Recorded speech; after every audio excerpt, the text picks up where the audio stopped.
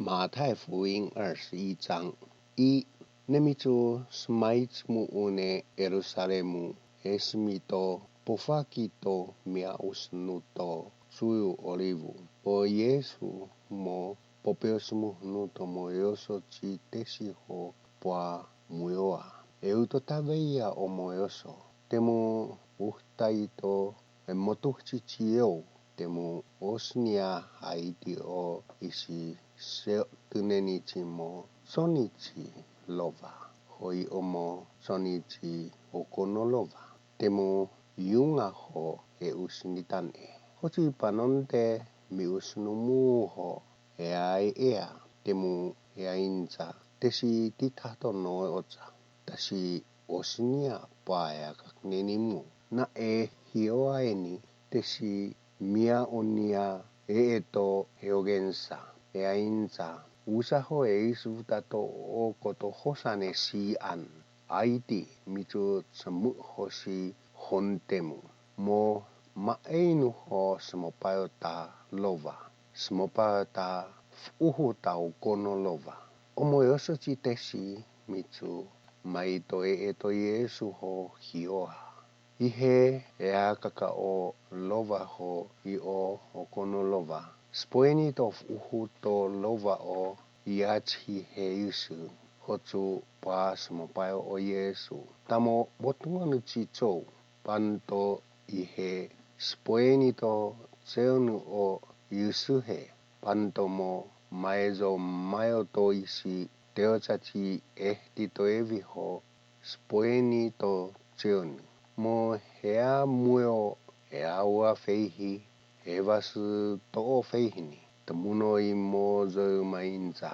tauna to oko to tavite na to momoeng toyo ke sio to hamo emo boemi to honko si ho tsmu ho tauna to sopepea chi hamona to momoeng nemitsu yumemune Yerusalemu o Yesu mo luot outo sono hosa panto mo tuochasu asan sono sia eksoweni yutingi obotungonu no taini zo yogensa Yesu to Nazalone Galilaya so seer mo imumu to seiteng o Yesu isiatseha popea va omo afu ueon to seiten ho amamimino chicho popuea o pangkatomo ipa mege to peisu ho o cha hutomo mihino to hofoi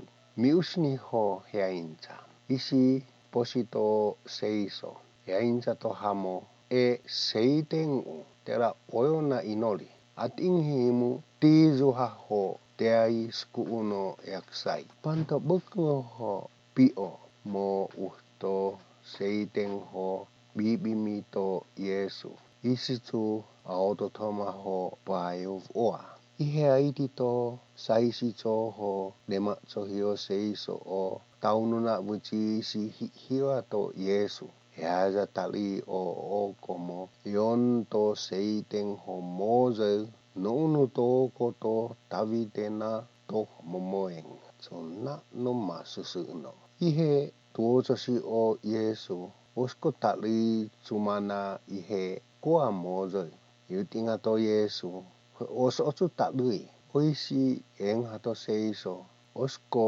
puai mita oko hoita foina na emo asuftonuchi to momoeng eni o au mulae no taengha michu mongoi o Yesu yua fota hosa ho uhne potania yone ho mis supa taseonasi ne michu hutsma to seonu no yuovei to hosa mo sie o Yesu isi teori omo mehachinichi moezunge to haskiti to seonu isi chu emo usna atingi cumanante dua mo hungucho koko isi chu pas osi viho heainza nasu awisi si anateko ahtu ivaho bea o moezunge icho michu wasni o mimi Ihe haiti to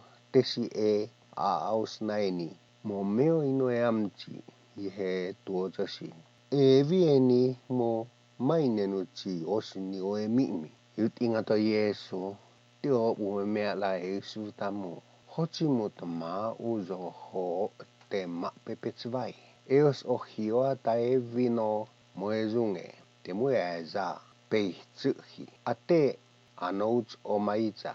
Te mo atsuhuno me lu miusunu ta. Htuyutan e hoia inza.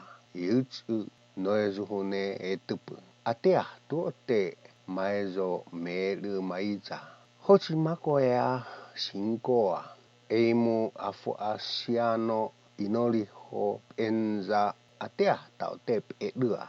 Mo imumu to seiteng o Yesu. Nemo seo luano mo matsohio to tso. Mo esmi o saisi tso ho tsolo to tso yutaya.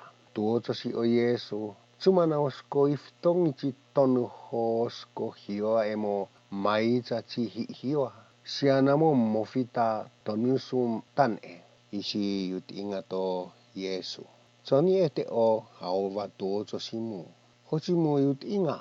Niante o Yesu tanaos o iftongi tonu ho os o hioa emo maiza tihi hioa.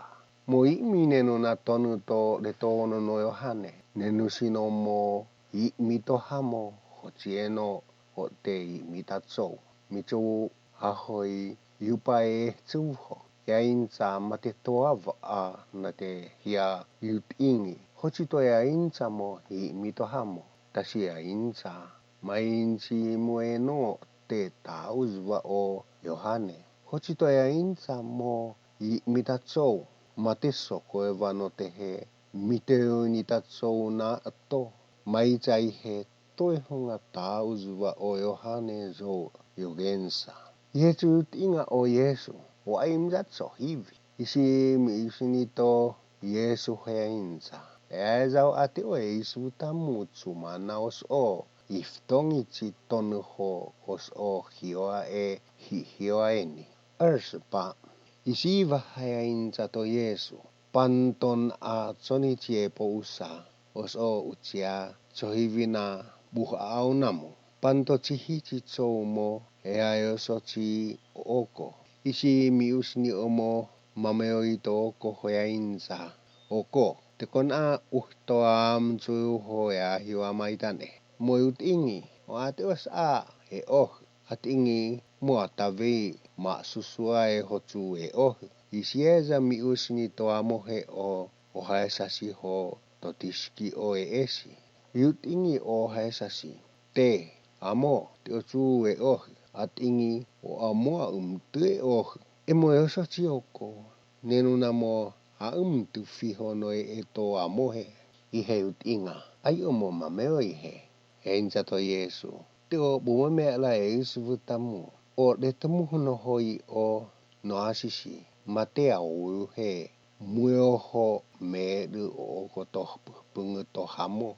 Maiza mo tsamuho o le tono no ti Yohane. Isi e Yesu tamu na te miachi mo e miachi teonu. O aimu tauzva. At ingi mo apuyu he. Tamauzo o le tamuhono hoi o no asisi.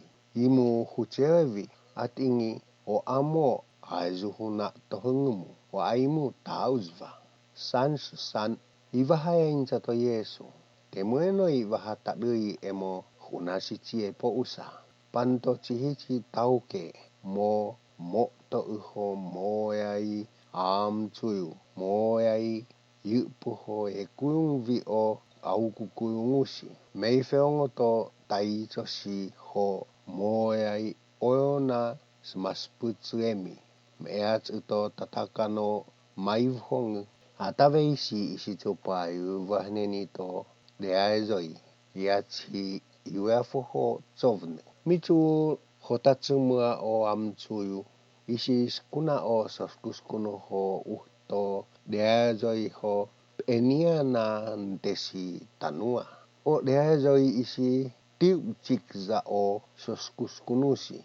Tius na omochihi o joza omochihi fo eito fatu omon achihi isi vahas kunato tauke o mochi soskuskunu asuh cuhe botungono to osi awe vaskuna o deazoi ihet oeit o hiahe mi usni atavei isi tu skunato tauke o okosi einzano korusi atehea tau te ein va eoko atinhi o deazoine ihetu aiti oko mo yupa mainza e choueni tenala tius kito tauke mateto soza tetotsu pedi tiinga ezosi yetu tutputa poya fato ezo hotsu opsoza homitsu maiza hotatsu yuovei o tauke ta amtsu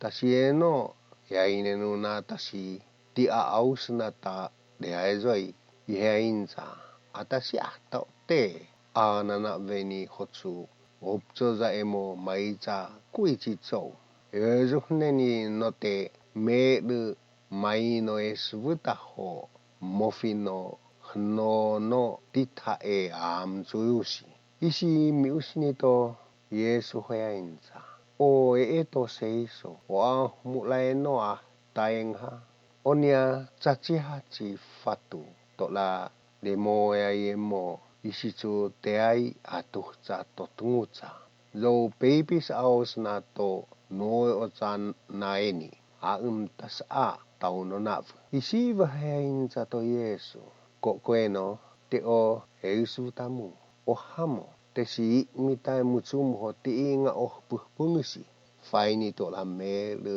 beah cici tsou siana te semolu ta fatutan atea tu te semoz ozo e fatueni hoci su no feangono sia ate sia ta te tozo ina sia ihe tarito saisi cho ho so farisai emo mai caci epo usa temak hong hoisi pas una ta yaci he ihe cu cia te puta o Yesu atingi ihe semua o botongon mai jauh he so tahu zwa o Yesu zo yogensa